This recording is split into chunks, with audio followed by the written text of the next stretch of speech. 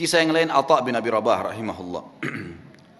Atha bin Abi Rabah ini teman-teman sekalian pernah, tentu Atha ini sedikit saya berikan gambaran, dan ulama mengatakan dalam ilmu jarh wa ta'dil, dalam ilmu hadis kita boleh ada hal-hal yang boleh disebutkan kalau berhubungan dengan kekurangan seseorang, kalau memang itu ciri khasnya, atau sesuatu yang kalau disebutkan tanpa menyebutkan nama pun, nah ini masuk bukan dalam ghibah. Yang jelas ulama menyebutkan ciri fisik di sini, seperti mereka menyebutkan Nabi SAW jarbu, tidak tinggi tidak pendek, itu bukan aib. Atha bin Abi Rabah ini seorang budak hitam, kulit hitam, disebutkan dalam buku-buku tentang penjelasan biodata beliau, orangnya kurus, kaki kanannya pincang, mata kanannya rusak, fisiknya sangat kurang rahimahullah. Tapi waktu Atha bin Abi Rabah menjadi ulama, khalifah waktu itu Sulaiman bin Abdul Malik, adiknya tadi Abdul Malik bin Marwan itu, anaknya Abdul Malik bin Marwan, waktu sudah meninggal ayahnya dia jadi khalifah. Sulaiman bin Abdul Malik ini orangnya baik, khalifah dan suka dengan alim ulama. Dia mengeluarkan peraturan kalau tidak boleh mengeluarkan fatwa di musim haji kecuali Atha bin Abi Rabah, orang alim ulama. Karena ini dalam haji tidak boleh sembarangan nih.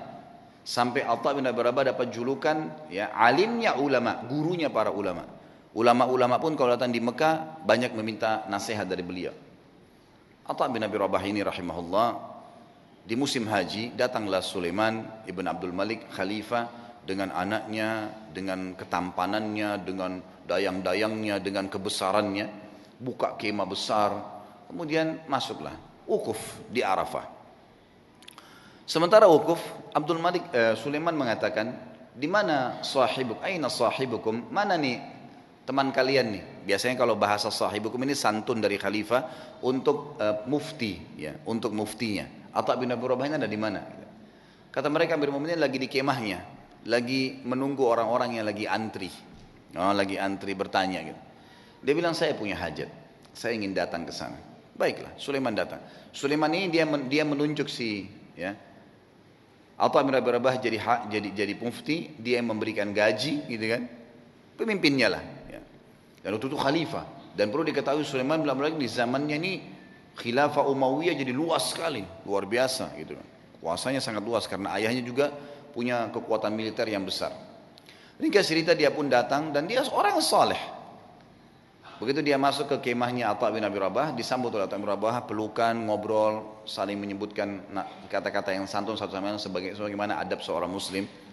Setelah itu Atha bin Abi Rabah bertanya, wahai Amir Mukminin, kenapa anda datang ke sini? Kata dia, saya punya hajat, ada pertanyaan yang saya mau tanya.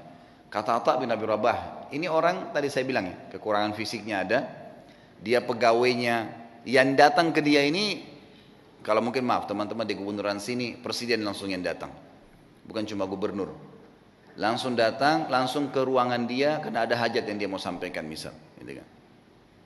Datanglah teman-teman sekalian, lalu dia mengatakan, Atha mengatakan, hajat anda pribadi, pertanyaan pribadi, atau hajat umat Islam?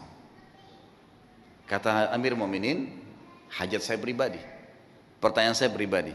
Atha mengatakan, kalau begitu Amir Mu'minin, mohon maaf, anda keluar, antri bersama muslimin, karena ada yang sudah antri sebelum anda punya hajat pribadi. Kalau itu hajat umat Islam, saya akan dahulukan anda. Orang di sekitar Sulaiman ini marah, tapi Sulaiman diam, rahimahullah. Beliau sangat luar biasa. Mana ada presiden atau raja mau dipermalukan begini? Kan tinggal jawab selesai kan gitu. Tapi beda nih. Ini namanya muru'ah ya, kehormatan, menjaga kesucian kehormatan dengan Allah. Luar biasa. Silakan anda antri, karena muslimin sudah antri sebelum anda. Sulaiman keluar antri. Ini orang di belakangnya sudah pada marah nih, ajudan-ajudannya segala sudah luar. Ini kalau bukan karena Sulaiman, dalam riwayatnya dikatakan kalau bukan karena Sulaiman diam, maka kami sudah ngamuk nih gitu. Gitu kan? Ini kalau orang sekarang sudah remuk-remuk tulangnya gitu kan. Subhanallah antri. Dan Atha bin Abi Rabah dalam kisah ini dikatakan menjawab fatwa dengan tenang. Hukumnya begini sampai selesai, sampai giliran datang Sulaiman. Begitu datang bertanya, dijawab juga dengan tenang. Sudah selesai, pulang, sudah pamit pergi. Begitu kembali ke istana, tentu ada masalah nih ya. Sulaiman bin Malik dengan keimanannya juga akhirnya dia mengatakan, kumpulin semuanya, kumpulin semua kerabat saya yang ada hadir di sini dan semua ajudan pemerintahan. Dipanggil semua kumpul. Di kemah yang besar mereka kumpul. Lalu dia mengatakan, apa yang kalian lihat bukanlah sesuatu yang mempermalukan. Amir Mu'minin, raja, bukan sesuatu yang mempermalukan. Dan demi Allah, Allah memuliakan Atha bin Abi Rabah dari saya karena ilmunya. Dan di dalam Islam memang seorang alim di atas seorang amir. Dan memang saya punya hajat pribadi, maka jangan pernah ada yang merasa marah dengan Atha bin Abi Rabah, karena saya sendiri tidak marah dengan dia. Dan wahai anak-anakku dan para ajudanku, belajarlah agama, karena ilmu agama akan mengalahkan singasana para khalifah. Tapi bagaimana teman-teman, khalifah bisa begitu, Atha bin Abi Rabah alim bisa begitu. Dan semua dengan lapang dada bisa menjaga. Kenapa? Karena mereka yakin ada raja yang sebenarnya, Allah Azza wa Jalla. Kita teman-teman cuma kebetulan saja beda formalitas nih, baju bedanya cuma sementara. Ini jabatannya, oh ini si fulan, ini mobilnya bedanya begini. Itu cuma hiasan, kemasan. Sama dengan makanan, misal kalau di Makassar ada coto yang ditaruh di mangkuk yang mahal, ada yang ditaruh di piring yang biasa. Tapi sama saja coto, gitu kan gitu. Mudah-mudahan bahasa ini bisa difahamin, gitu kan. Karena kalau makanan langsung paham biasanya. Satu waktu, kisah yang lain, Atha bin Abi Rabah mendatangi. Jadi Sulaiman meninggal dunia. Khalifah tadi meninggal dunia, sudah lewat waktunya dia meninggal dunia. Datang adiknya bernama Hisham. Hisham bin Abdul Malik, biasanya memang sudah tradisi, mungkin teman-teman di kantor pemerintahan sudah tahu, biasanya kalau ada datang pejabat baru, maka dia akan ambil informasi dari pejabat sebelumnya tentang orang-orang relasi yang bisa dihubungin, kan gitu. Itu sudah biasa, turun-temurun memang dari dulu gitu. Tapi mudah-mudahan relasinya ini orang-orang yang tepat. Yang jelas Hisham bin Abdul Malik sudah tahu, kakaknya ini Sulaiman terkenal dengan kesolehannya, dengan kealimannya, dia telah menunjuk ya Atha menjadi mufti. Maka dia tidak mau ganggu tuh, dibiarin Atha jadi mufti, lanjutin fatwanya. Satu waktu Atha bin Abi Rabah datang ke istananya. Atha bin Abi Rabah ini teman-teman sekalian naik keledai, keledainya tua. Dan untuk naik ke keledai itu kan biasanya ada pijakan untuk injak ya, itu dari kayu biasa. Bajunya biasa, imamahnya juga sudah tua, besar gitu. Dia lagi jalan dari Mekah menuju ke Damaskus, ibu kota Syria. Perjalanan lumayan 1 bulan.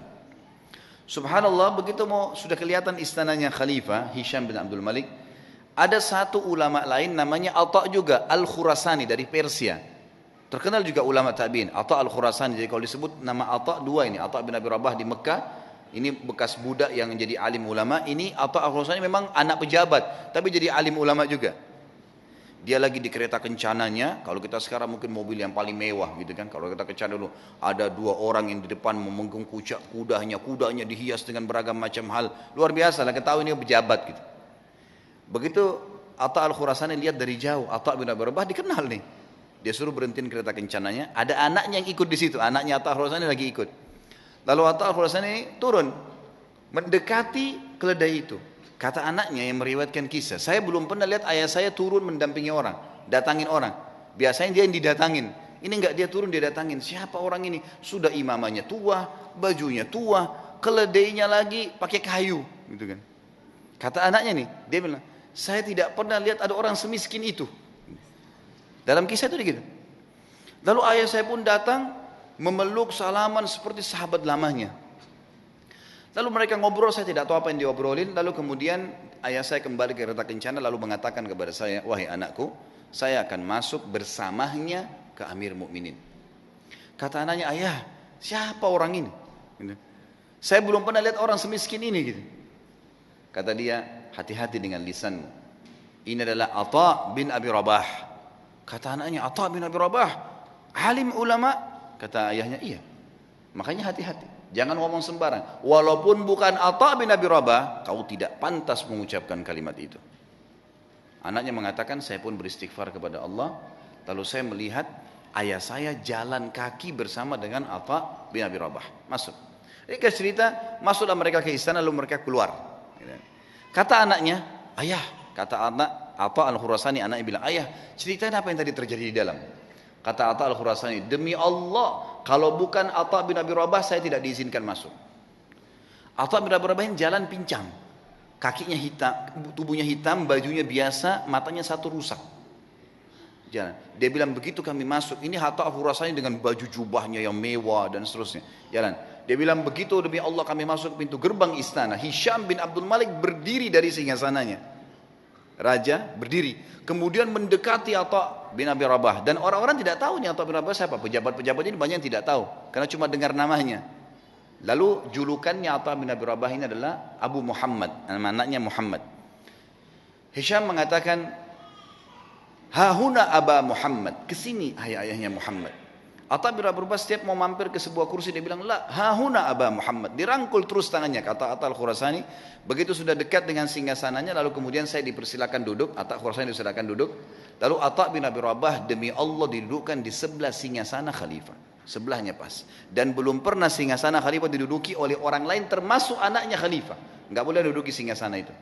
Hisham mengajak Atha bin Abi Rabah yang luar biasa begitu kehidupannya tadi, kondisinya duduk di sebelahnya. Lalu kata Hisham, ya Aba Muhammad, ada hajat apa? Kata dia, ada hajat saya. Hajat yang pertama dia bilang, penduduk Mekah dan Madinah wahai Amir Mu'minin, tetangganya Allah dan tetangganya Rasulullah SAW. Karena di Mekah ada Ka'bah, berarti orang yang tinggal di Mekah kan tetangganya Allah, bahasa santunnya begitu. Di Madinah ada rumah Nabi SAW, walaupun ada kuburannya beliau sekarang, sudah jadi kuburan, tapi kan rumahnya Nabi masih ada. Itu kan masuk dalam masjid. Tetangganya Rasulullah SAW terlambat ataya mereka. Ataya ini kayak pemberian yang diberikan oleh kerajaan, ya, dari khilafah diberikan kepada masyarakat semua, kaya atau miskin semua dapat. Dari hasil pendapatan negara nanti dikeluarkan untuk kebutuhan negara, kemudian sisanya dibagi rata. Itu haknya masyarakat. Penduduk Mekah dan Madinah tetangga dengan Rasulullah SAW terlambat ataya mereka. Maka saya mengingatkan anda kepada Allah agar memberikan kepada mereka. Baik. Kata Hisham, ya gulam, sekretaris datang, catat dan berikan sekarang juga. Ada lagi hayanya Muhammad? Ada lagi. Para mujahidin yang membela perbatasan kaum muslimin, mereka ribat setiap hari. Terlambat gaji-gaji mereka. Ada istri dan anak mereka mengeluh dengan saya. Maka berikan hak mereka. Ya gulam, catat, segera jalankan pesannya Aba Muhammad. Ada lagi hayanya Muhammad, terus aja Atha menyampaikan hajat muslimin. Gak ada hajat dia pribadi nih, hajat begini, hajat begitu. Ringkasnya adalah, terakhir sudah 5 hajat, 6 hajat disampaikan. Kata Amir Mu'minin, masih adakah hayanya Muhammad? Kata Atha al-Khurasani, demi Allah, Atha bin Abi Rabah berdiri dengan tegak di depan Amir Mu'minin, lalu mengatakan kalimat yang membuat istana itu kalau mau goncang bisa goncang. Dia mengatakan apa? Wahai Amir Mu'minin, ada hajat yang lebih penting dari semua yang saya sampaikan tadi. Kata Hisham, apa itu wahai Atha? Aba Muhammad, apa itu? Ini orang-orang kaget, belum pernah ada orang khalifah duduk, dia berdiri depannya dan dia menunjuk nih, ada hajat yang lebih penting. Kata dia, apa itu hai ayah Muhammad? Demi Allah wahai Amir Mu'minin, kau dilahirkan di muka bumi ini sendirian. Dan kau juga akan mati sendirian. Dan kau akan dihisab oleh Allah sendirian. Demi Allah, semua yang kau lihat di sekitarmu ini tidak bermanfaat buat kamu. Maka bertakwalah dengan Allah. Hisham bin Abdul Malik menangis. Waktu itu menangis luar biasa sambil memukul tongkatnya.